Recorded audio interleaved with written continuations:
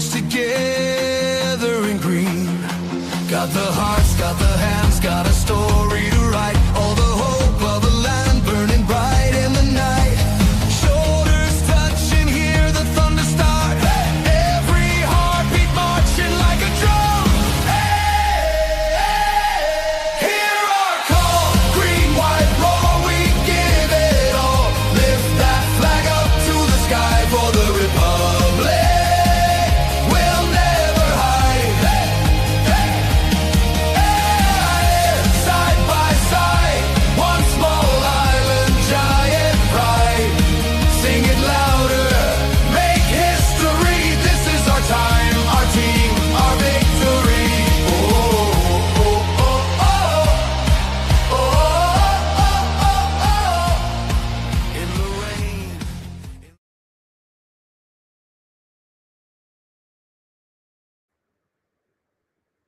I actually must get that intro last bit sorted out. But good evening and welcome to Ireland Till We Die. Yes, your new home of everything Irish soccer, from League of Ireland to teams in Europe, and of course the national team, as the Republic of Ireland look to take on to qualify for the first World Cup since 2002, when Philip was in his wee shorts, running around fields, couldn't care less, and I wasn't even thought of yet. If you 2002. believe that. Yeah, If you believe that, you believe anything. Yeah, you've aged quite badly, actually, if I have to say. Yeah, You were only born in 2002. Philip, how are you, bud? I know it's been a while since we've done these. This is the second episode of the Ireland Till We Die podcast. There will be a watch along next week. Me and Philip will be bringing you a game from the League of Ireland Premier League. I don't know what we're doing next week, but we will bring you one. And then there will be a podcast during the week as we look back at the games just gone, and we're going to look ahead to the next fixtures and talk all things Irish soccer. But Philip, how are you, bud? Yeah, I'm good. Yeah. Looking forward to the weekend. I'm home alone this weekend, so I've got complete run on the TV. I can watch what I want. It's great. Yeah.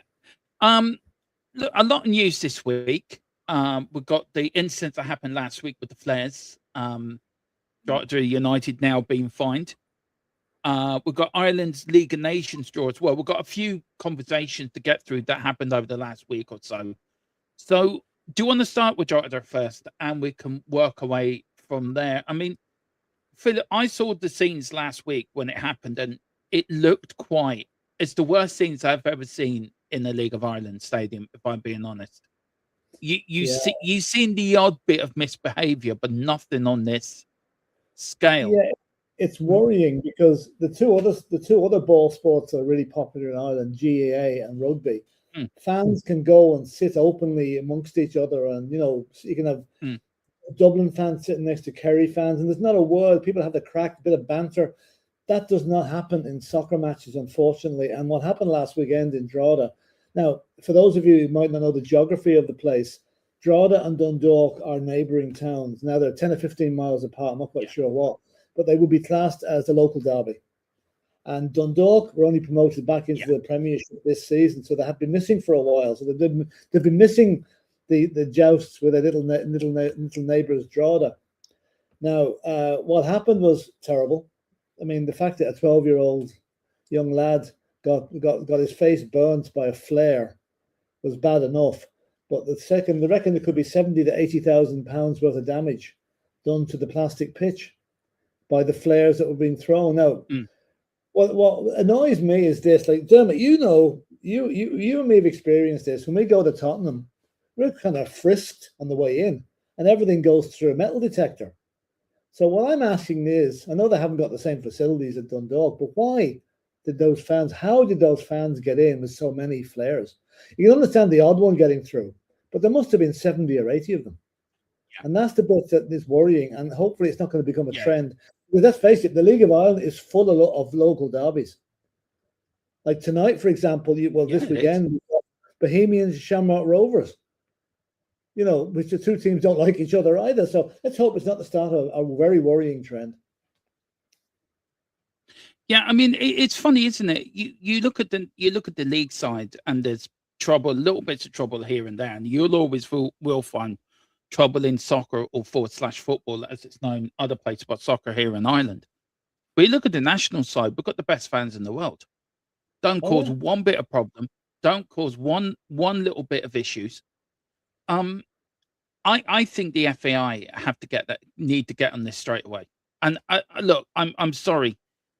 Uh, This is of their own making, though. You can't blame the clubs for this. Yes, you can blame the fans for bringing it in, but you can't blame the clubs. You have to blame the governing body for allowing this to happen, for allowing this to continue. And they should be in conjunction. The clubs should be in conjunction with the Garda to sort this out. But there isn't enough Garda around to do everything. Well, So clubs are left to their own to security, and the clubs haven't got enough money to pay top security. So that means there's lapses in security, and fans can bring flares in. Flares should not be brought into a football stadium, full stop. A, because of fire, B, because of injury, and whatever else it could happen. If they chuck the flare onto the pitch and it hits the player on the head, where are you then? I do think, I take the point, Dermot, but I do feel the clubs have a certain level of responsibility. I know they can't provide a full Garda security because, as you say, there's not enough Gardas to go around. But they do have a duty of care to their fans, not to let. Oh no, they do. There should be stricter security as people are going into the ground. Let's face it, like, we're not talking crowds of 50 or 60,000 here. We're talking 2,000 to 3,000 maximum in a lot of these games. So it wouldn't be that hard to police them. You mentioned the Irish fans being the best in the world. They are. They absolutely are. But the fans that bring things into football matches, I reluctantly will not call them soccer fans. They're out for making trouble. Their anarchy would be their goal, not watching a match. And I think that they need to be. If there is closed circuit TV footage of the perpetrators of those throwing those flares last weekend, they should be dealt with by the police, by the guards. Probably won't be. Would you agree? Closed circuit TV inside the ground, you know? Yeah, I agree. But would you also agree that the stadiums in this country are not up to standard? Oh, absolutely. A lot of them are. Absolutely. A lot of them are from the 1950s or 60s or 70s or even early 80s, like 1850s would be more like some of them. The example isn't that down to the example I'm most familiar with is Shelbourne. I've been in the Shelbourne ground a few times. Now, the Shelbourne ground, if you were using making a film of the 1950s football match, that would be what you'd use, right? And to give you another example, I don't know, we'll hark back to the old chestnut film that we keep talking about on the other channel, Michael Collins, right? There was a famous incident in 1920. Remember the date, 1920, at Croke Park, when the British Army went in and shot quite a few people at a football match, right? They used the Bray Wanderers ground to film that footage because it looked like it was from the 1920s. Now, would you get away with that at the moment? You wouldn't, no. No. So on that point of view, then, wouldn't you say that the FBI are at fault for not giving the clubs enough money or infrastructure to build, or should government step in and say, right, we're going to set aside, I don't know, 100 million or whatever, 200 million.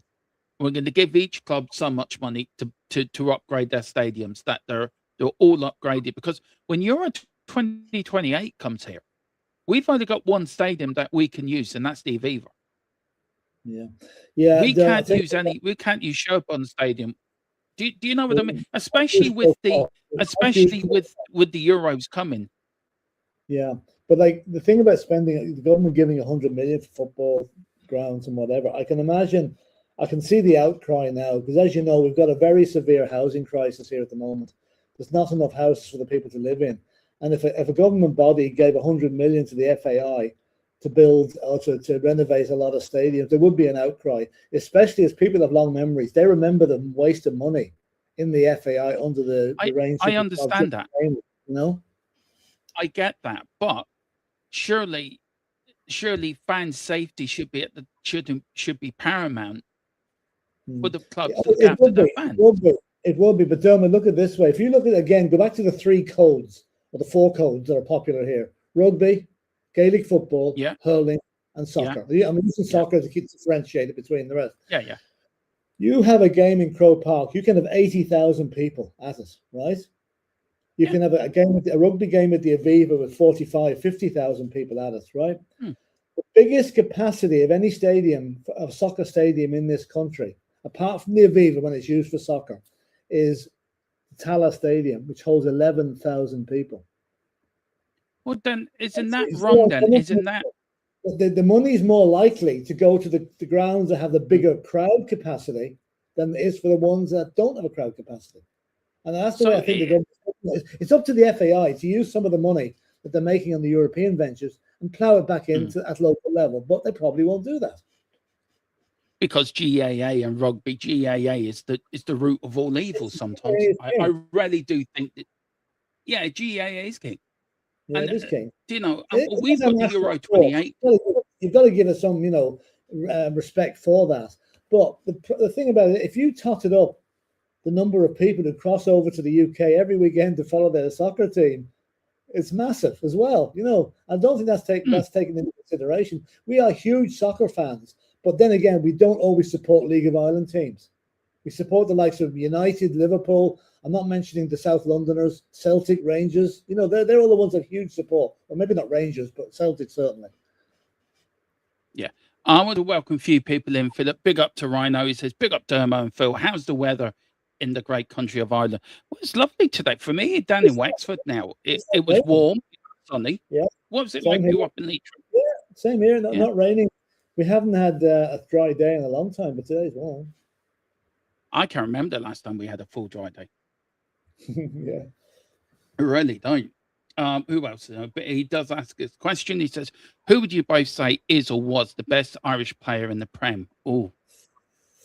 Look, for me, I wouldn't say currently, but I would have to. There's two for me.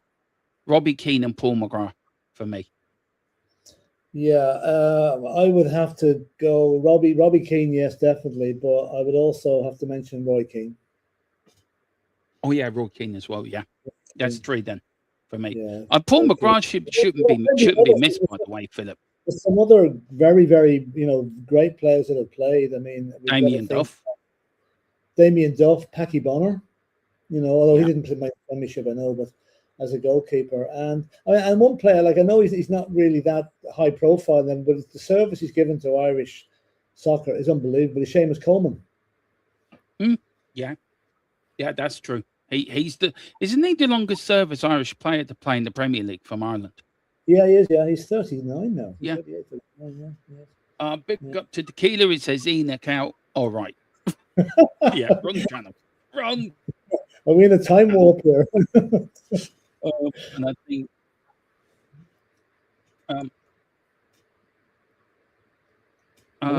same for Domo, even Philip can have if he wants. I don't get that.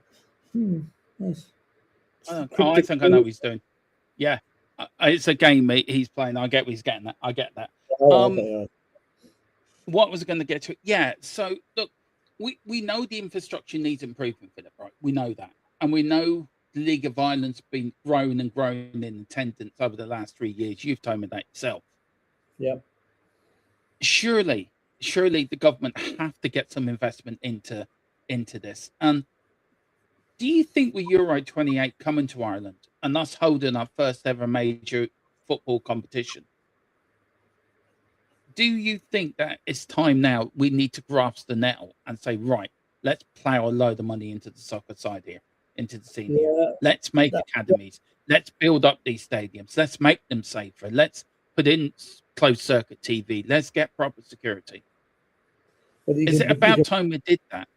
You can be sure the government won't get involved in working out youth training schemes for players, academies, and that. If they get involved with improving the grounds, that's about going to be the height of it. No, I meant the FAI would get involved in that. But it's all about funding.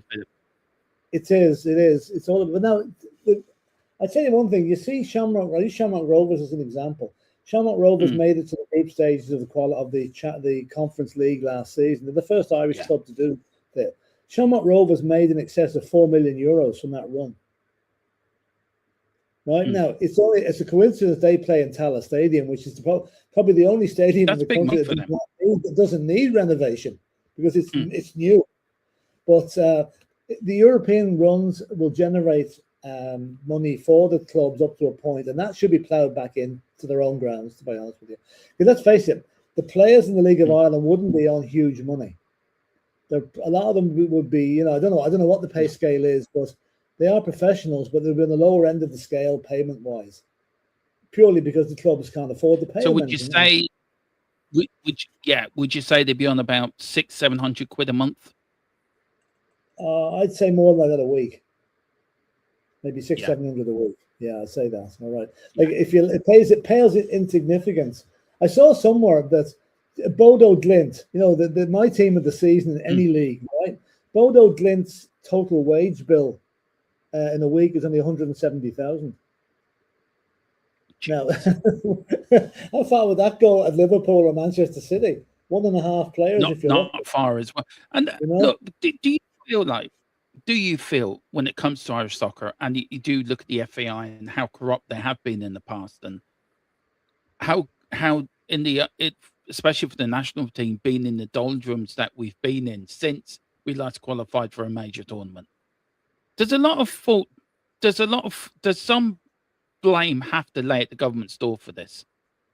They have to take some responsibility, because they're the ones, Philip, that give the money to the FAI. They fund the FAI, and forever, whatever happens, the government saying, right, we're not giving you any more. But if you look at the RTE scandal that broke out last year, they're quite happy giving the RTE money, and they're wasting it left, right, and centre. But they won't give money to the FAI. Why? Because because what John Delaney did. John Delaney's gone, and he's gone, Philip. That's gone. We have to start investing. We cannot let GAA or rugby rule the roost and just say, and us coming up like Oliver Twist. Can we have some more? That's what we're like. Soccer's like that country. We're the Oliver Twist of the sporting world here in Ireland. You can't compare RTE and the League of Ireland. RTE is a public service. I meant the FAI, Philip. That's why I was comparing the two. You can't compare RTE because it's a necessity, really. People need to have radio, they need to have TV coverage. The government will argue not everybody needs to have a soccer team to support. So that's why RTE will always get money before. As you rightly say, they waste a lot of it. But they are accountable. They're brought in front of the Public Accounts Committee every so often to explain their spending, as were the FAI recently. So, they're all accountable to the government for the money they do spend, because the government do give some money to the FAI. Definitely, they give this, I'm sure, multiples of millions, but they're accountable for that money. Are they spending it right? Probably not. We know what they spent it on in the past. John Delaney's birthday party. If anyone's not familiar with what happened there, John Delaney was 50, and he decided to have a big birthday party at the FAI's expense with a James Bond 007 theme. Yeah, but how long was that ago, Philip? It doesn't matter. It might have been long ago, Dermot, but people have long memories. And why do we have... I get that, but why do we have to live under his shadow? There should be somewhere where we're going to have to leave the past where it is, in the past. You'll always have a situation where there is a mismanagement of funds. It takes an awful lot longer for that stain, that smell to go away, and that's what's happened with John Delaney, unfortunately. So, when I hear about finance in the FAI, I immediately think of John Delaney. It's just the way it was so bad at the time that it's still there. Okay, it will get as management improves and it gets more credible. And it will dilute. But at the moment, people still regard John Delaney and the FAI in the same sentence. Yeah. So does the FAI need restructuring then? Does it need terror? Because if you look at the League of Ireland clubs, there was talk a year ago or so about them splitting from the FAI and starting up on their own, but they haven't got the backing to do that anyway. No, but the league, I think the FAI are letting down League of Ireland clubs by not making sure they do invest in their stadium, because especially with Euro 28 coming up, it's such a big thing for us here to host a major tournament. We've never hosted a major soccer tournament before. And I just feel we've got such an opportunity to really build on that and build on it for the future. and build between now and Euro 28. Build the stadiums up, build the national team up, build the League of Ireland up, make them more competitive. And the more we do well in Europe, the more money is going to come into the game. But the more popular this product's going to be open for investment, and we need investment. Yeah, but the problem we is can't compete with GAA. We can't compete with rugby because but the problem is we've got the European Championships coming, okay, but they're not going to be played at any of the League of Ireland grounds. So you can't. Point I'm making. Yeah, but they're going to be played at the two grounds that we do have, Aviva and Croke Park. Okay, so in other words, the FAI between now and then are more likely to put money into that end of things rather than into the grounds, because no one's going to see those. The point I'm making, Philip, why didn't we invest in these grounds? These grounds need investment. These grounds. You look what happened last week. It shouldn't happen, Philip. This should not happen. And you could have the brand new. Dundalk spent a huge amount of money on their pitch, right? So they upgraded their pitch. What happened last Friday could have happened in any ground, good, new, old, or bad, because it's fans that caused that. It wasn't the clubs that caused it. It was their own. No, but the fans, the hooligan fans, right? So you can't. Yeah, but all the money in the world's not going to stop that unless you lock them in a cage at the ground or put up what like had back in the 80s. Or the Division 1 had. Do you remember the time we had the Hillsborough? We had to put up the metal cages to keep the fans in. Yeah. Thank God that's gone. That's the only way we'll quieten down some of these. You know yourself, Philip, back in the day, security wasn't shit hot. And this is the problem. The clubs can't afford security. There was no need for it in the League of Ireland because fans just went to a game, probably stood within, there was nobody within 5 feet of them. It's only in the last 3 or 4 years the League of Ireland, the FAI, the crowds are starting to come back to the game. I mean, we're now in a situation where some matches are ticket only, and that never ever happened before, never did. So, but that's what I'm saying. The point I'm making is, as long as the crowds are going up, the league's getting more popular, and more people are going, you are going to need security there. You are going to need to make sure to make sure they don't bring in flares. As I said, what happens if a player gets hit in the head by a flare and he gets seriously injured? What are you going to do then? Well, that's true. I mean, it'll be insurance. Does it take something for that to happen, for the FAI and the League of Ireland to come together and say, right, we're going to put certain things into order here. Right, we need proper security. We need this, we need that. It took Hillsborough to knock English soccer out of the 1980s doldrums to all-seater stadiums and the facilities that we have today. Yeah. Do you know, does it take for something, a flare being chucked onto a pitch? Them flares, do you know Drogheda have to pay €500,000 to repair that pitch? €500,000 to repair that pitch, and they're willing to pay it. They say, no, we damaged it. It was 80,000 the last estimate I heard. Now maybe it's gone up. No, it's actually €500,000. I saw the reports today. It's going to cost them €500,000. But what's needed is in the interim, the clubs are going to have to employ more security. Go get security firms vetting the crowds coming in and doing a quick body search on them if it looks like they're carrying. That's the only way to do it in the short term. Is to stop it. Yeah, and also to say. Like Drogheda fans have now been banned from attending any the next 4 matches, I think, away matches. Make the punishment fit the crime. Bring some of these guys to court and put them in through the legal system. And then I'll tell you one thing: stick a few of these boys in jail. They don't do it again. Yeah. Well, these are the games they're going to miss. Sligo Rovers on the 7th of March. St. Pat against my team on the 13th of March. Derry City on the 20th, and Waterford on the 10th. So these are the 4 games that they're gonna miss. Also, Philip, the other sanctions are a fine of €15,000 and a ban on supporters attended all fixtures at Oriel Park for the remainder of the 26th season. And I think Oriel Park is Dundalk's ground. So are they banning all away supporters from the Oriel Park? Is that or should that be Drogheda's ground? That's what was on the report. I just copied and pasted it over. Dundalk have been penalised for something that Drogheda did, Well, very, very I, strange. Sure, I'll just check that I out. can. Yeah, no, that's what it was taken over. It's here in the Irish Mirror as well. Hmm. Um, oh yeah, it is. Yeah, it is Dundalk's ground, so it must be away fans that have been banned. Away Then fans. Yeah, it's not all supporters, away fans. Yeah, it's no, away. away fans. Fair enough. Um, Dundalk won't be crying over that. Okay, they lost revenue, but I'm sure there's not more than a couple of hundred away fans at any of these matches anyway. no, You know. but So look, I have to say, I mean, it does say in here as well. Where did it say now? There was a statement that Drogheda. Here we go. This was the statement actually, Philip. I will read not all of it, but little bits of it. It says they say we fully accept the sanctions imposed, including £15,000 fine, euro fine, the full match supporters ban, and the prohibition of our supporters attending fixtures at Oriel Park for the remainder of the 2026 season. The events that occurred are deeply regrettable, and Drogheda United FC are currently working closely with Dundalk regarding the necessary pitch repairs and will be covering the full cost of the damage caused.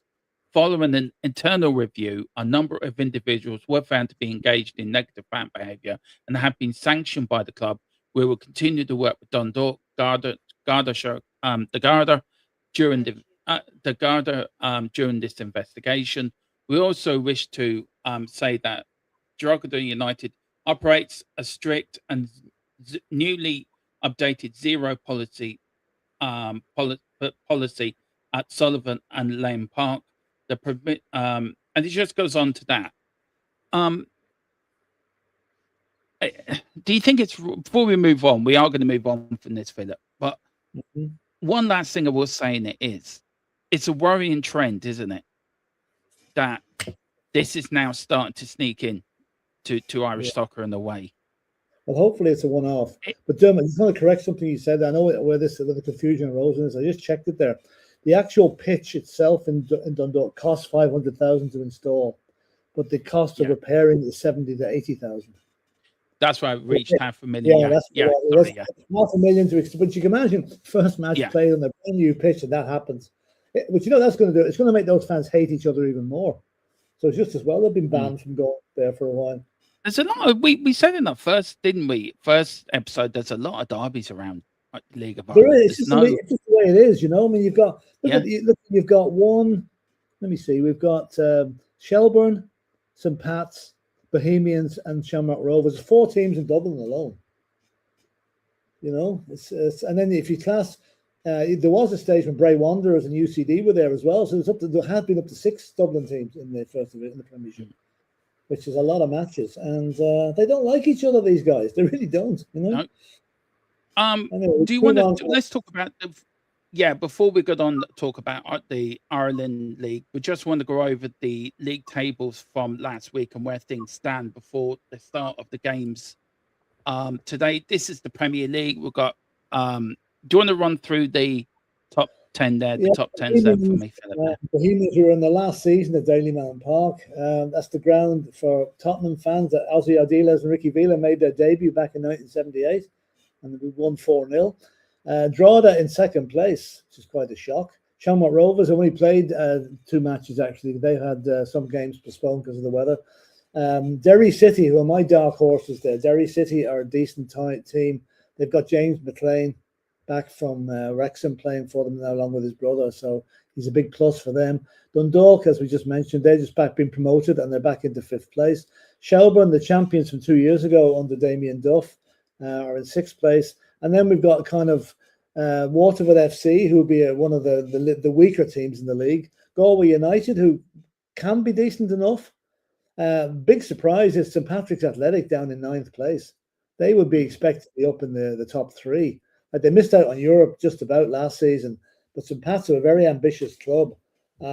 Probably, I don't know if anybody's ever seen where the St Patrick's Athletic ground is, but if you drive through Inchicore, you won't even see it. It's that well hidden. It's hidden in behind. It's like Luton's ground, Dermot. It's hidden in behind a row of terrace council houses. To get into it, you have to go through somebody's backyard, and they're totally landlocked. They have no space left to build a new ground. Well, Stephen Kenny's doing what he does well. Well, he's hiding from people. Hiding from people like you, Dermot. You know? Anyway, Definitely. this team, and in last position is Sligo Rovers, who are the nearest Premiership team to where I live, about 40 miles from them.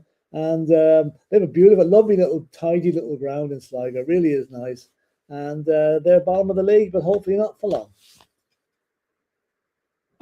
Do you know what? You can imagine St. Pat's and Tottenham getting relegated in the same season. Oh, don't talk to me. It won't happen. Oh, look, let's have quickly at the first division as well, Philip. Yeah. Where is it? Sorry, the first division as well. See, my county, Wexford, in fourth. We were top last week, but we dropped 4 places thanks to Cork City. Feckers. Yeah. The only county in Ireland that wants to be its own republic, really. I don't know. I wish they would. Just, be done with it. Just get done. Do you want to go through the league there, and just a little bit where we are with it now, Philip? The Cork people are absolutely horrified that the team is actually in Division 1 because they were relegated last season, had a terribly bad season. Athlone Town, decent enough little team in the Midlands there. They're in second place. Bray Wanderers, who spent a long time in the Premier League, Bray is about 10 miles outside Dublin, so they nearly classed the Dublin. They're struggling. They've struggled to get back into it. They really have, haven't they, the last few seasons? Then we have Wexford FC, who have a ground capacity of 100,000 down there in Wexford, Yeah, we do. Yeah, it's sponsored by THFC till we die as the main sponsors. Yes. Finn Harps in fifth. My favourite team in this league is Finn Harps. They are based up in Ballybuffet in County Donegal, and their ground is tucked in behind the shopping centre there, and they've had Finn Harps made into Europe in the 1980s, I remember. And they haven't made it since, but they're lovely little tight, small little club, family club. UCD, which is the university club from University College Dublin. Cove Ramblers, who are another Cork side from outside Cork City. Longford Town, now geographically the closest club to me. I'm 20 minutes drive away from Longford Town. Kerry FC. Now, Kerry don't like to be ninth in the league under any sport, especially in GAA. But the All-Ireland champions at the minute, and they're laughing now at their soccer neighbours languishing in 9th place. And Treaty United, I'm not really know much about them. I presume they're from Limerick with a name like Treaty United. And they are bringing Michael Collins made them in 1921. Philip, he came back and he made Treaty United. Oh, did he? Okay, right. He might need to come back again. So look, guys, that is the latest in the first division and the Premier League. Just go straight back to the Premier League, just a little bit here, Philip. St. Pat's shouldn't be where they are, if I'm being honest. They really shouldn't be where we are. No, Derry City, dark horses. Sorry? I think you're Derry City being dark horses. I sort of agree with you. Yeah. They're a good team, Derry. I mean, in fact, they have a huge support up there in Derry, or Londonderry, as some people call it. They are, in fact, they've got, as I said, James McLean is back playing with them now, and like him or hate him, that guy will bring success to that club. He really will.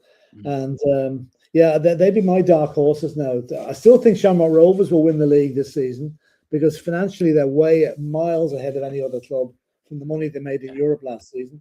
And they play in the best ground in the country. So that's best league ground in the country, I should say. So the Shamrock Rovers first, Derry City second, and I'm going to go for Shelburne third and Pat's fourth. Yeah, St. Pat's, please sack Stephen Kenny and just do it now. Just get over and done with, please, for the love of God. Give him a break, He needs to have a job somewhere, I give him a job. I give him a job as a sweeper at the stadium. So he can do that. Okay. That's a good job for him. My love for Stephen Kenny's never been great. Great. Never will be. Nice, okay. Well, I'm the only fan to give him 15 minutes as a fan before. Was it even 15 minutes? I think it was less than that now, to be honest with you. Was it 10 minutes? I think I was still trying to recover from walking up the steps. I don't think it even sat down. I don't think it even sat down. Get him out of here. Well, this is a true story. Me, Dave, and Ollie went to the Norway game, and it was the night I was given Matt Doherty absolute pelters for wearing gloves. Nobody else was wearing gloves on the pitch apart from him. Right. So anyway, I was giving him pelters. Go, get them gloves off you. Do you really need gloves? You're from Ireland. You should be used to the cold. He kept looking up at me like. I always remember there was this fella, right? He's twice the size of me, right? Trying to do a pitch invasion, right? Still laugh it now. Yeah, he actually fell over. He tried to get over the advertising hall and fell flat in his face, and about 5 or 6 stewards jumped on top of him. Like, it was so... dear. I mean, the match was that great that where we sat in some posh seats, right? The people were taking bits out of the programs and making paper airplanes at them and chucking them onto the pitch. It was that boring. It really was funny. Now, look, we have got big games at the end of next month, Philip, the end of March, World Cup qualifiers. Yeah. And hopefully we can qualify. But after that, we've got Nations League football back again. A chance to get out of Group B to get into Group A. These are the fixtures for guys. We've got Kosovo on the 24th. We're away to Kosovo on the 24th of September at 7:45. Then these are the two games that have caused the biggest friction over here. Is Sunday the 27th of September away to Israel, and then on the 4th of October at home to Israel. And then we're playing Austria as well, just to round it all off on the 1st of October. And then I think we finish off playing Kosovo at home and then Austria away. I don't want to go too political on it, and sports should be kept away. Politics should be kept out of football and soccer. It should do. But there's been so much made about this, Philip, by the Irish government, saying what they've said about Israel and the Doyle, and what the Taoiseach saying what he's been saying. And then Ireland then wanting Israeli clubs banned from Europe, banned from the World Cup. Should the FAI grow a pair of whatever and say, no, we're not playing them? Because it's like they've said on one hand, we want them banned from this, we want them banned from that, and they get drawn against them, and they're rolled over like a little doggy, put their legs in there and say, come and scratch my belly. Who has actually said the match is going ahead? Is it the FAI or the government? The FAI. Well, the government has already said it's going ahead, and the FAI said they're playing it. Well, to be honest with you, it's whoever made up the resolution to have Israel banned from European competition, right? And then says, okay, it's okay for them to come and play in Dublin. That smacks of hypocrisy of the highest order. It does. That's the point I'm making. Political on this, but I think for the safety of the public, the match should not be played in Dublin, because there is going to be. You talk about sending a few flares onto the pitch. That's child's play compared to what's going to happen on October the 4th when that match takes place in Dublin. There is going to be a riot, and you can just see the agitators planning their moves here and getting things sorted out long in advance of this. There's going to be pre-organized chaos that night, and I don't think the city is able for that. And the match, it's only a football match. I know it should be either not played at all, or what's happening to Ukraine at the moment and Israel, play it at a neutral venue. But then again, what neutral venue would want to have it? I mean, look, I agree. It's only football, and the football should. But Philip, they've said that, and it's like I said before. It's like the roll on the back, come and tickle my belly. Yeah, that's what they've done, and they were one of the countries to say they should be banned from the World Cup. They should be banned for European competitions. Well, if you're going to do one thing, then you should stand up and do nothing. We've got the Taoiseach standing up in the door saying this and that, and what Israel are doing is wrong and all this, and everyone should have their own opinion on it. And yes, it is wrong on what they're doing. As I said, we've got a political channel. We could speak more freely. We'll probably speak about this on our political channel for the political side of it. But for the safety of the fans and the people that live in Dublin, this should not be done. This should be moved, either played or just say, right, we'll make both. We'll move Israel into another league or something. Well, you know what Israel going to say? If Iran said we're not playing this, then Israel going to say, well, they're going to make a massive thing out of it. So what are we supposed to do? They shouldn't be in the European competitions anyway. We shouldn't be in the position of having them there. They should have been eliminated or told, a bit like Russia. They should have been told, no, you're Yeah. not. You're out until you behave yourself, right? I know it's not fair on the sports people of either country. They're not to blame for what's going on in the world, but they are the end result. They have to be punished for the actions of their government, unfortunately. But look at this way, Dermot. If you lived around the Aviva Stadium, right? Well, I know if I lived around the Aviva Stadium, I'd be boarding up my windows for that weekend, because there is going to be one hell of a ruck. And I don't think there's enough guards in the country to control it. Because the feelings are that strongly against Israel at the moment. Is it the Irish? Is it the Irish people? Is it the fear of Israelis fans coming? What's your biggest fear? Well, I mean, look, they have a right to come, Philip. They have a right to come. I'm not complaining about the Israeli fans. What I'm saying is, you're going to have the guys. Remember the trouble there was out in Coolock at the old paint factory in Dublin, when they thought it was being converted into a refugee centre for people from Ukraine. Remember all the trouble that was there? Yeah. That's what's going to happen again. The same people will be getting involved. The right-wing agitators will be getting involved to get this thing made into a public spectacle, so that it hits the newspapers worldwide. Look at the riots in Dublin over a soccer match, and that's why it's not worth it. It's not worth it. Change it. Play it in the Outer Hebrides. If you were in charge of UEFA, what would you be doing now? I'd be handing back the brown envelope and saying, well, sorry. No, then surely then, look, we had the problems then, didn't they, with Aston Villa and the fans, and that was proven to be more AI than it was anything else. I think somebody put out somewhere it was propaganda done by AI. There has been mentioned in the door. Look at all it cost to police that game on the strength of what we thought was going to happen, And then now you've got then on the other games, Kosovo, Austria, I think games Ireland can win, because I think we can get qualification to Group A. If we can get, a lot's going to depend on if we can get through the Czechia game, and then the second match against probably Sweden. Is it Sweden we can end up playing if we win that? If we get to the World Cup, that we won't fear any of these teams. Now, my worry is if we don't get to the World Cup, if we get beaten in one in the first qualifier or the second qualifier, then the mood is going to be pretty downbeat for these games, and I'd be concerned about Austria. I think we can beat Israel and Kosovo.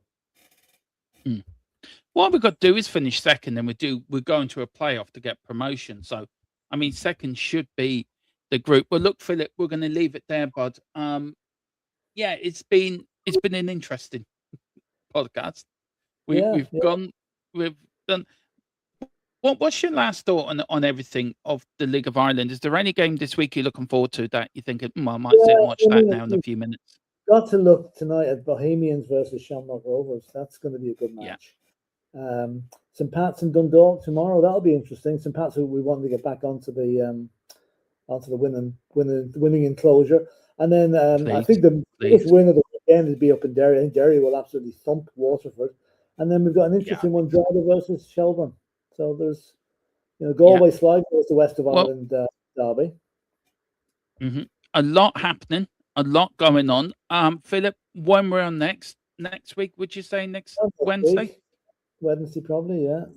And we'll have all the results and then the news. And there will be a watch along next Friday. Yeah, I don't know what game we're going to do next Friday, but there will be a watch along. And me and Philip will be keeping you across all the scores from all the games, and I will be doing the watch along to a game. Look, if anyone was offended by what we we might as well pick it now, Dermot, when we're online here. Friday night, let me see now. Oh, there's only one game stands out next weekend. Shelburne versus St. Pat's. Yeah, there you go. That's it. I get to watch 90 minutes again of Stephen Kenny looking like a mug sitting on the touchline like a Chester cat. Make sure the cameras are at the other side so they don't actually show them, Dermot, okay? On the same side, sorry. The same side. Yeah.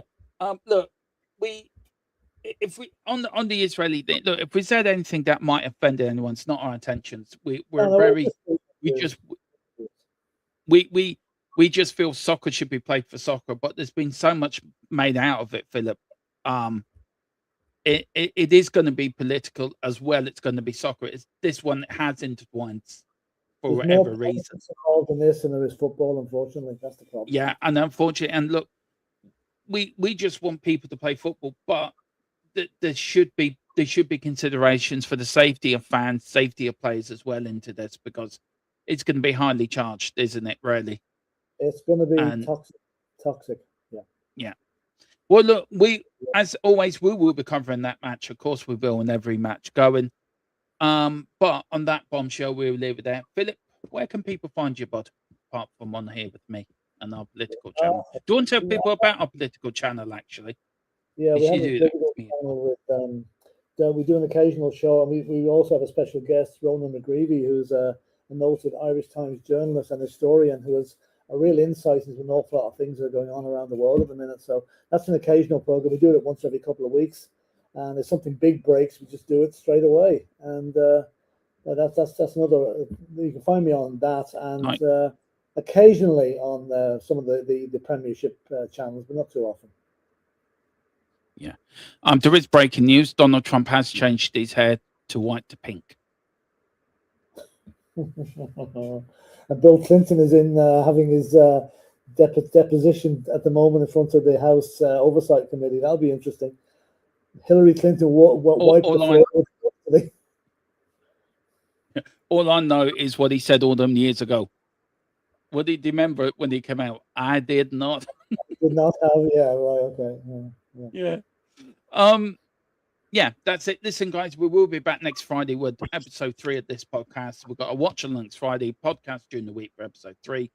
There will be a political show out in the next few days. There's a lot to talk about, what's happening in the world, me and Philip, and then hopefully we get Ronan to come on as well to give his. So we were hoping Ronan to join us next week or during the week, because he is a big Irish soccer fan as well. He's a season ticket holder, so the chances are he'll be at that match. He might give us a little match day blog for us. You never know. Give us a wave. Yeah. But anyway, guys, we'll see you later. And back tomorrow on THFC2 with us. So join us then. Whatever you do, have a lovely evening. Come on, you boys in green.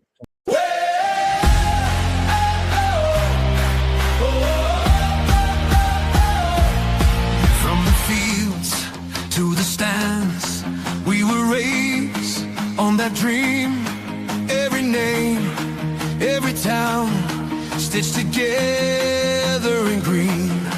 Got the hearts, got the hands, got a story